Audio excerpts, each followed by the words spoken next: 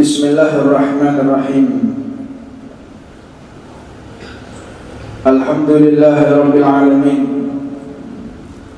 Wassalatu wassalamu ala asrafil anbiya'i wal mursalin Sayyidina wa maulana Muhammadin wa ala alihi wa sahbihi wa man tabi'ahu bi ihsanin ila yaumiddin. Subhanaka la ilma lana illa ma 'allamtana innaka antal alimul hakim. Rabbi ishrah li sadri wa yassir amri wahlul 'uqdatam min lisani yafqahu qawli. Assalamu alaikum warahmatullahi wabarakatuh. Alhamdulillah, puja dan puji syukur kita haturkan kepada Allah Subhanahu wa taala yang telah memberikan kita rakhsah, yang telah memberikan kita fursah, kesempatan untuk menambahkan ilmunya baginda Nabi Muhammad sallallahu alaihi wasallam. Mudah-mudahan Allah Subhanahu wa taala mengijabah segala permohonan kita. Semoga Allah Subhanahu wa taala memberikan keberhasilan, kesuksesan di dunia kelak dan adapun kelak nanti di akhirat. Wa'alamu, ketahuilah beberapa saat yang lalu kita membahas tentang bagaimana seseorang itu diwajibkan untuk melaksanakan sholat jamaah. Di bab ini masalah sholat Jumat. Beliau Al-Imam Abdullah bin Alawi Al-Haddad mengatakan, jika sebelumnya engkau telah mengetahui riwayat dari Rasulullah SAW mengenai ancaman yang sangat keras bagi seseorang yang meninggalkan sholat jamaah, maka ketahuilah dan yakinilah bahwa orang yang meninggalkan sholat Jumat, ia lebih pantas mendapatkan hukuman itu. Sholat jamaah ini penting, maka yang tidak ada toleransi adalah sholat Jumat. Maka hukum meninggalkan sholat Jumat dengan sengaja ini merupakan satu perkara yang sangat berat, karena sholat Jumat ini hukumnya adalah fardhu ain. Wajib seseorang itu melaksanakan sholat Jumat. Sebagaimana Nabi Muhammad SAW mengatakan, man taraka thalatha juma'in min ghairi udrin taba'allahu ala qalbih. Barang siapa seseorang yang meninggalkan sholat Jumat sebanyak 3 kali tanpa ada alasan yang benar, maka Allah akan menandai hatinya. Maknanya orang ini sudah tidak pantas mendapatkan cinta dari Allah. Dia tidak berhak mendapatkan rahmat dari Allah. Dia tidak berhak mendapatkan kasih sayangnya Allah Subhanahu wa ta'ala. Al-Imam Ibn Abbas radhiyallahu ta'ala anhu pernah ditanya tentang seseorang lelaki yang senantiasa dia bangun malam dan berpuasa di siang hari, tetapi ia tidak menghadiri sholat Jumat. Sholatnya 5 waktu, puasa tidak pernah ditinggalkan, sholat malam rutin, tapi dia tidak pernah untuk melaksanakan sholat Jumat. Maka beliau mengatakan, jika demikian, maka orang tersebut akan berada di nerakanya Allah Subhanahu wa ta'ala. Jadi sholat Jumat itu wajib bagi laki-laki Lalu bagaimana dengan perempuan? Perempuan lebih afdal di rumah. Adapun Nabi Muhammad pernah ditanya,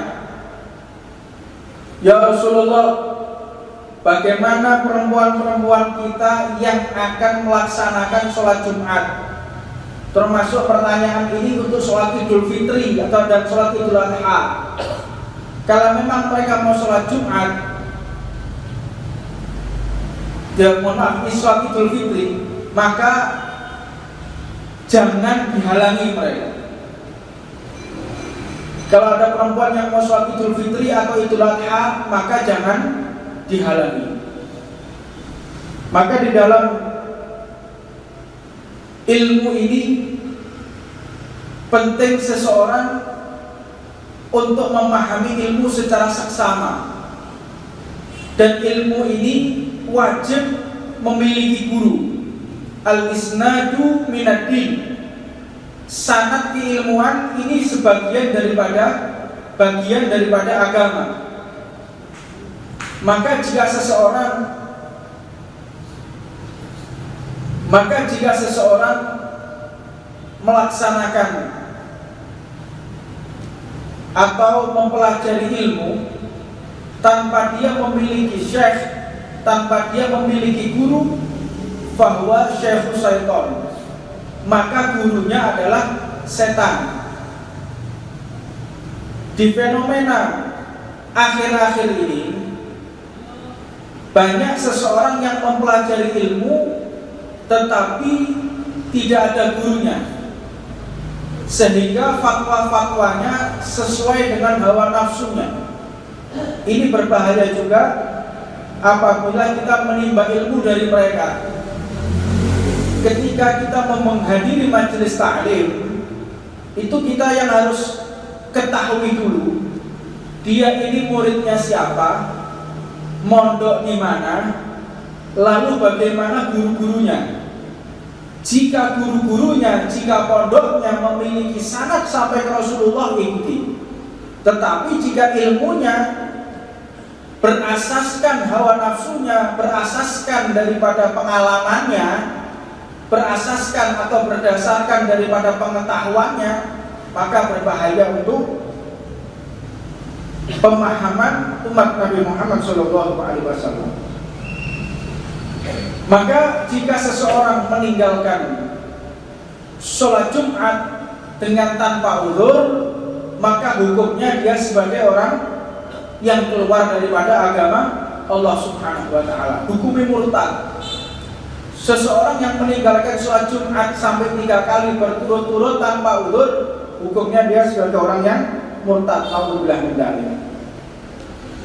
Maka banyak seseorang ini yang meninggalkan sholat Jumat dengan berdasarkan fikih. Ini biasanya kontroversial di tengah-tengah ulama. Seseorang yang meninggalkan sholat Jumat dengan dalil tidak sah. Memang kalau kita belajar fikih, di dalam yang membuat sahnya sholat Jumat itu fi khitatil bilad, di tengah-tengah kota. Dan apabila ini kita berbicara soal fikih, kalau seseorang itu sholat Jumat khitatil bilad, fi khitatil bilad, di tengah kota, mana berarti Masjid Agung.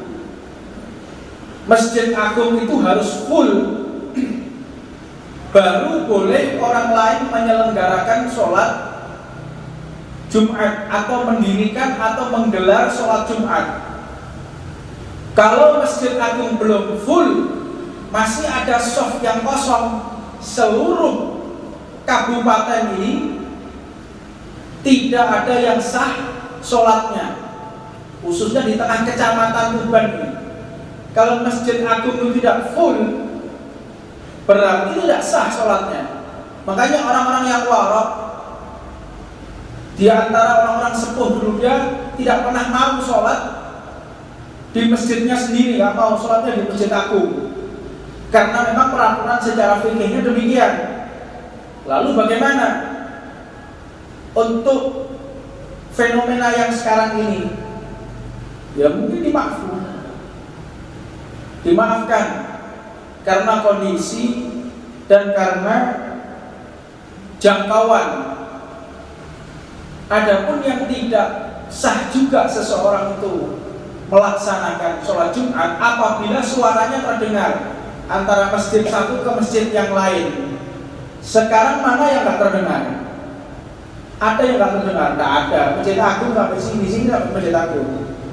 Gimana hukumnya? Kita berbicara soal fikih secara disiplin ilmu ini bisa jadi tidak sah. Tetapi ada daripada kaum ulama yang lain yang kuat juga, yang muktabar juga, yang mengatakan sah. Lalu bagaimana hukumnya? Ya tetap wajib sholat Jumat. Ada satu kisah seorang wali besar. Jadi ini satu kisah yang bukan berarti untuk pegangan kita tidak, tetapi untuk berprasangka baik kepada orang alim. Al-Habib Abdullah bin Muhsin Al-Attas yang sering saya bahas ucapan beliau al-ilmu ilmani. Itu beliau diriwayatkan tidak pernah sholat Jumat. Abdullah bin Muhsin Al-Attas Kempang Bogor tidak pernah sholat Jumat. Sampai berita ini terdengar kepada seluruh halayak ramai. Akhirnya sampai ke Hadramut ke Yaman, Tarim, sampai ke Tarim. Orang Tarim datang menasehati, "Wahai Habib, antum ini nggak pernah sholat Jumat. Bagaimana engkau akan sholat Jumat? Engkau wajib sholat Jumat sebagaimana dikatakan. Nah, kalau memang engkau memaksa aku jauh-jauh dari Tarim untuk menasehati masalah ini, ya saya mau sholat Jumat." Akhirnya ketika sholat Jumat, beliau tidak di depan, di belakang. Dan ketika masuk, salah satu tamunya yang dari kota Hadramut ini diusapkan matanya. Diusapkan matanya begini, buka hijabnya, blek. Dilihat orang yang sholat Jumat itu ada yang mukanya seperti monyet, ada yang seperti buka semua. Kaget ini. Apa ini? Ini yang aku lihat. Aku tidak tahan ke semua ini. Itu efek orang yang setelah zina. Itu efek orang yang makan rentenir. Itu efek orang yang berbuat maksiat. Itu ditampakkan semua. Apakah engkau memintaku sholat dalam keadaan yang seperti ini? Apakah aku bisa? Apakah aku bisa sholat di belakang mereka yang melakukan maksiat kepada Allah, sedangkan Allah membukakan pandangan gaibku? Bagaimana yang seperti ini? Maka akhirnya ya sudah. Kalau memang ini adalah udurnya dia sholat Jumat, ya, udurnya sholat Jumat. Tapi seorang wali yang besar. Tapi coba tiru-tiru. Wah, anak orang tiru-tiru. Kak sembahyang Jumat, apa sebab wali? Iki wali kak sembahyang Jumat ini. Sembahyangnya teman Makkah. Makkah sembahyang jam piro, namanya jam piro, lakukan. Kadang-kadang orang ini, Habib ini tidak sholat Jumat. Kenapa? Sholat Jumatnya di Makkah. Makkah itu jam piro, lalu jam piro. Gak masuk akal. Jadi jangan, ini saya ceritakan, yang awal ini saya ceritakan untuk husnudzon kepada seseorang, tetapi jangan dijadikan dalil. Dijadikan dalil gak sembahyang Jumat dengan alasan dia punya makom, dengan alasan dia punya wilayah, dengan alasan dia punya sesuatu yang tidak dimiliki oleh orang biasa. Gak masuk akal. Rasulullah juga sembahyang Jumat, para sahabat itu ya Jumatan. Jadi ada seseorang yang tidak sholat Jumat, kecuali orang-orang khusus yang memang dialami seperti itu. Jadi benar-benar kita harus memahami dan tidak mencampur adukan. Jadi itu kebersihan hati, berprasangka baik untuk dalil, ojo tiru. yang seperti itu. Kadang-kadang orang ini sholatnya di kamar, cuma Jumatan ditangani. Mbah, sholat mbah. Saya sholat di Mekah. Numpul, model-model ini. Kak payu.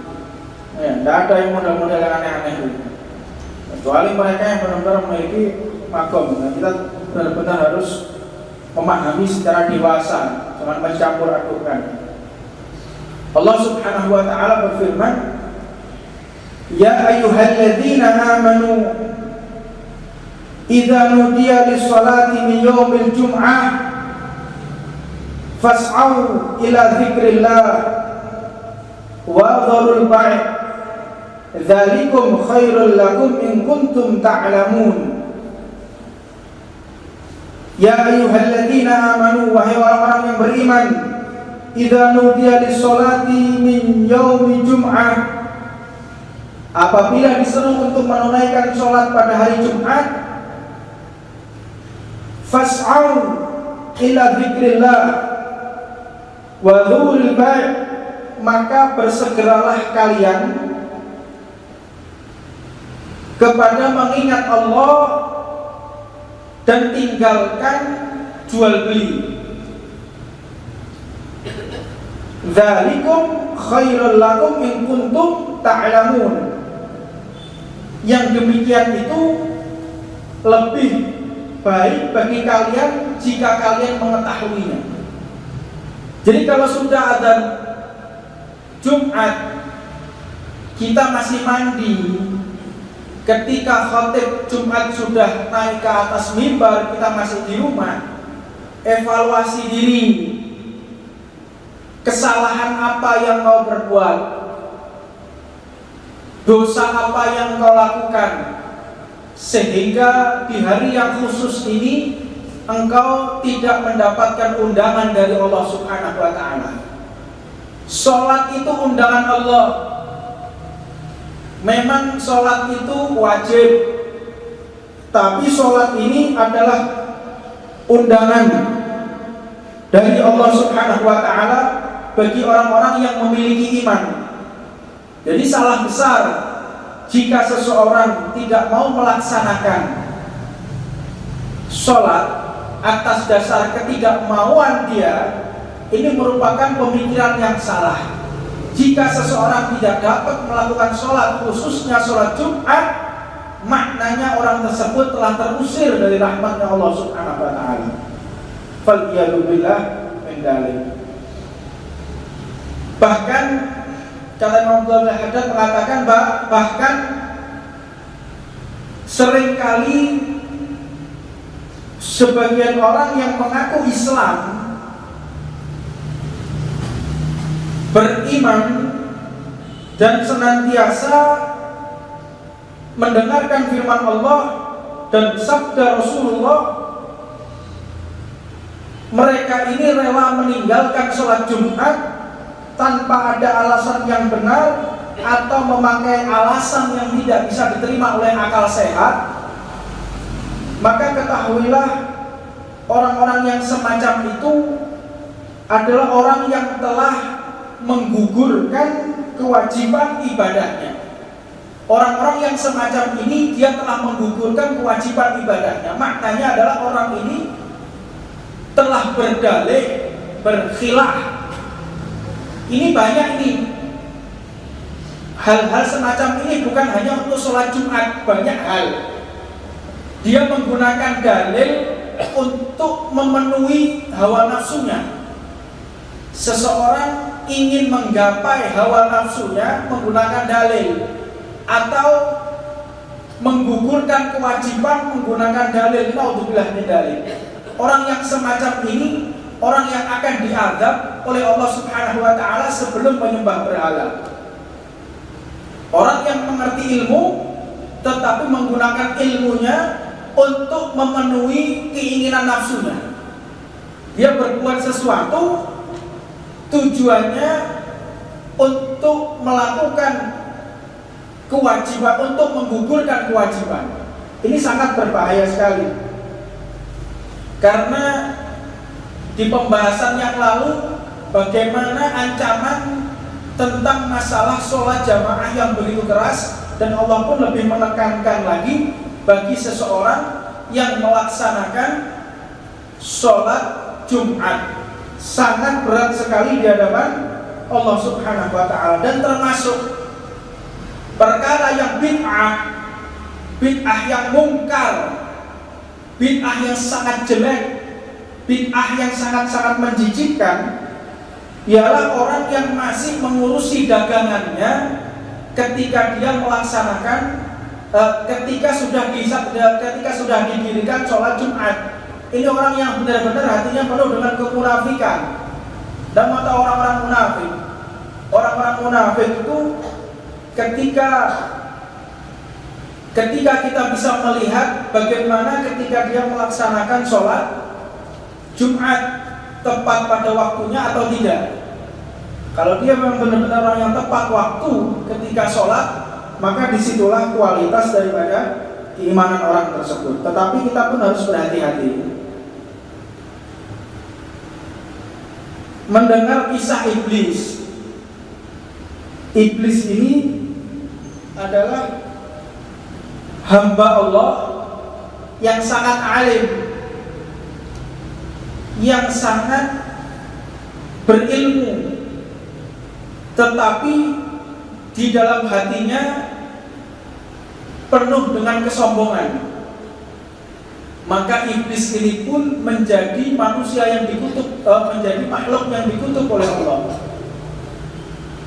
Melihat iblis ini adalah gurunya para malaikat. Iblis itu gurunya para malaikat. Malaikat Jibril berguru kepada iblis tentang pengetahuan kepada Allah Subhanahu wa ta'ala. Malaikat Jibril dan para malaikat yang lain kalau belajar tasawuf, ma'rifat itu kepada iblis,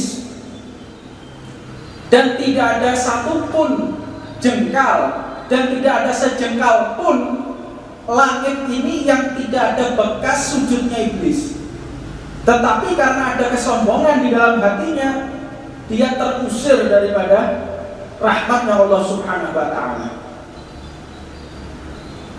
Iblis ini senantiasa merasa dirinya lebih hebat dari orang lain. Maka berhati-hatilah kita di dalam fase ilmu yang sampai menyalahkan orang lain. Pernah satu hadis diceritakan, Sayyidina Ali ini datang kepada Rasulullah. Ketika beliau datang seperti biasa menginginkan ilmu dari Nabi Muhammad. Wahai Ali, akan aku ajarkan tentang masalah ilmu kepadamu, yaitu orang yang paling celaka, orang yang paling sial, orang yang paling tidak beruntung. Siapakah dia ya Rasulullah? Yang pertama adalah orang yang menyembelih ontanya Nabi Sulaiman. Orang paling celaka ini. Lalu yang kedua, orang yang paling celaka, yaitu orang yang memukul saudara muslimnya. Orang yang memukul saudara muslimnya sambil tangannya Rasulullah ditempelkan di keningnya Sayyidina Ali. Orang yang memukul, orang yang beriman kepada Allah, orang yang memukul saudara muslimnya sambil ditempelkan jari tersebut di kening Sayyidina Ali. Orang yang memukul, maknanya Sayyidina Ali paham, berarti Sayyidina Ali ini mati dalam keadaan dibacok. Sayyidina Ali wafatnya dalam keadaan dikena pedang. Siapa dia ya Rasulullah? Namanya Abdurrahman ibnu Muljam. Abdurrahman ibnu Muljam ini adalah orang yang menghafal Al-Quran. Jihadnya, oh jangan tanya, jihad itu memerangi orang kafir luar biasa. Dia gembar-gembor, selalu menegakkan kalimatillah, la ilaha illallah Muhammad Rasulullah. Takbir, Allahu Akbar, Allahu Akbar, menegakkan syariat Allah. Tapi di hatinya merasa lebih mulia dari orang lain. hatinya merasa dia yang paling benar. Di hatinya dia merasa yang paling alim, yang paling sahih segala pemikirannya. Maka orang yang semacam ini menjadi orang yang paling sial. Dan dikatakan Abdurrahman bin Muljam itu di keningnya sampai kecap bekas sujud. Keningnya hitam. Bekas sujudnya dia kepada Allah Subhanahu wa taala. Hafal Al-Qur'an. Hafal riwayat-riwayat hadis, paham betul. Memang muridnya Rasulullah. Taklimnya kepada Nabi Muhammad. Tapi tatkala dia merasa dirinya yang paling benar, merasa dirinya yang paling afdal, maka dia pun tatkala menyakiti umat Islam merasa dirinya tidak bersalah. Tatkala dia mengganggu umat Islam merasa dirinya benar. Oh, orang ini syirik, orang ini bid'ah, orang ini kafir, orang ini sesat, orang ini masuk neraka, orang ini munafik. Nah, ini yang semacam ini orang paling berbahaya. Lebih berbahaya, melebihi daripada orang yang tidak mengerti apapun. Orang awam gak ngerti agama, biasa. Dia berbuat seenaknya sendiri, biasa. Tapi kalau orang berilmu, merasa dirinya benar, ini seperti Abdurrahman bin Muljam, naudzubillah min dzalik. Membunuh khalifah itu bahagia nih. Membunuh menantu Nabi Muhammad, babul ilm fi Madinatul Rasul. Pintu ilmunya Nabi Muhammad dibunuh dan mengatakan dirinya benar. Saya membunuh khalifah, ini perbuatan yang benar. Ikhtiar dia benar. Ini berhati-hati. Ini generasi Abdurrahman bin Muljam ini mulai tumbuh manik. Dia yang mengganggu umat Islam, mengkafir-kafirkan umat Islam, merasa dirinya benar. Karena umat ini diajarkan oleh Rasulullah bukan untuk menyalahkan orang lain, bukan untuk mengkafirkan orang lain.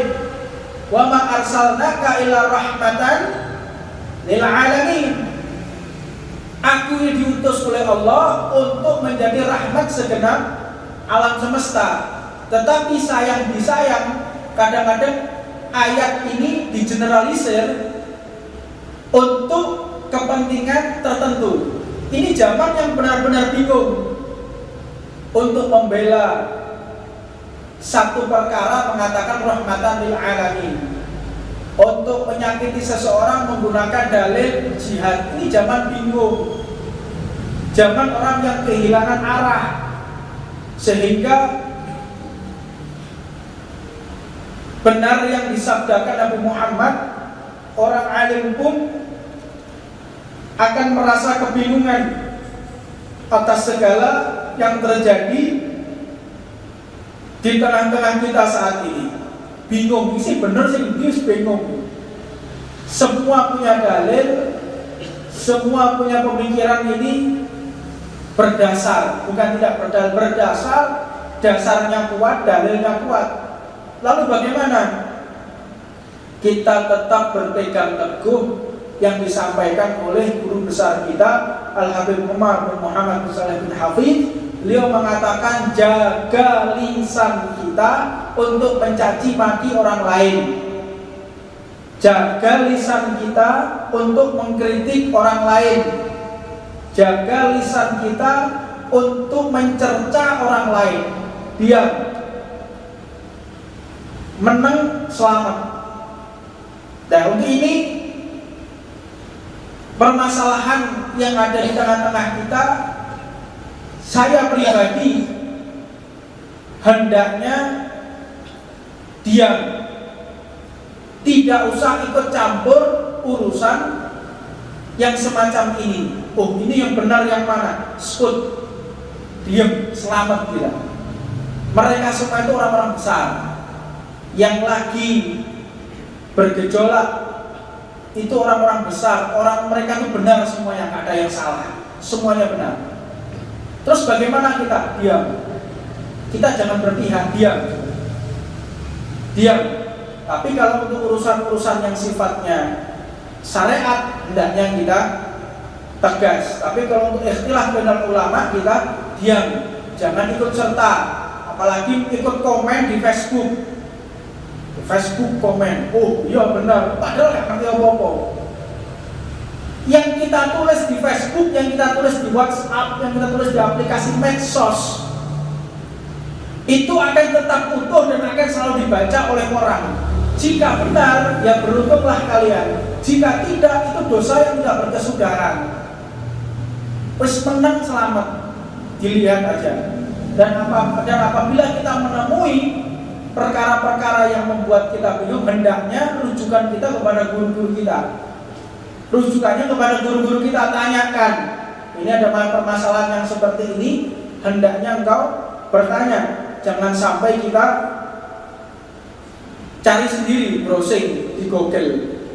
Browsing, oh jawabannya ini, menurut ini gak karu-karuan. Karena ilmu kita sangat terbatas sekali dan tidak bisa untuk mengambil makna atau mengambil hikmah apa sih kausa dalam permasalahan ini, tidak akan mampu.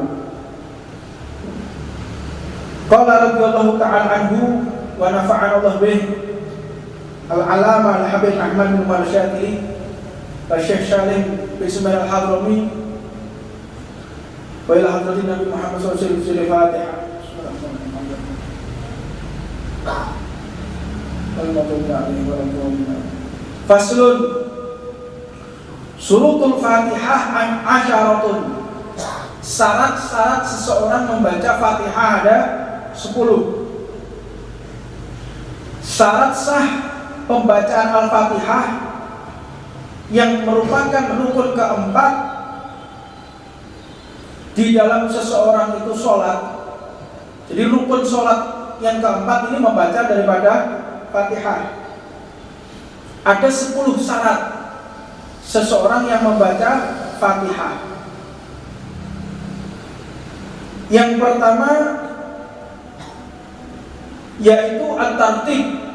Seseorang membaca Fatihah hendaknya dia tertib, tidak melangkahkan atau tidak melangkai ayat satu dengan ayat yang lain. Bismillahirrahmanirrahim. Alhamdulillahirabbil alamin. Arrahmanirrahim. Iyyaka na'budu wa iyyaka nasta'in. Maliki yaumiddin. Ini tidak tertib, ayat-ayatnya tidak tertib. Bagaimana? Maka tidak sah. Yang kedua, wal muwalah, yaitu adalah berkesinambungan. Jadi seseorang yang membaca surat Fatihah, dia memutus-mutus dalam ayatnya. Kadang-kadang membaca surat Fatihah diputus-putus. Bismillahirrahmanirrahim. Alhamdulillahirabbil alamin. 6. Ar-Rahmanir-Rahim. Ini jika memutus maka tidak sah di dalam membaca Fatihahnya. Wa mura'atu hurufiha, dan menjaga di dalam huruf-hurufnya. An'amta alaihim, an'amta alaihim. Itu sudah ada 5 model kayak ini. An'amta alaihim, ainnya. Jadi ini bacaan fasihnya seseorang itu, yaitu tergantung sahnya sholat ini tergantung fasihnya ketika membaca surat Fatihah. Orang jadi imam, yang pertama yang dilihat itu adalah kealiman dia, pemahaman soal fikihnya. Paham fikihnya, ada sama-sama paham fikihnya. Dilihat bacaan Qur'annya. Bacaan Qur'annya mana yang bagus, itu yang diajukan. Sama-sama bacaan Qur'annya bagus. Ada beberapa orang. Lalu bagaimana orang ini yang menjadi imam, kriteria orang yang menjadi imam? Dilihat bajunya. Baju yang paling banyak warna putihnya, maka dia menjadi imam. Bajunya putih kabeh. Podo fakihnya, podo baca Qur'annya, bajunya juga putih semua. Dilihat dari mana? Warna kulitnya. Didelok warna kulitnya podo. Yang keempat, ganteng di. Jadi bener ini. Jadi saya layak jadi imam. Ini salah satu daripada seseorang tertib untuk melaksanakan menjadi imam.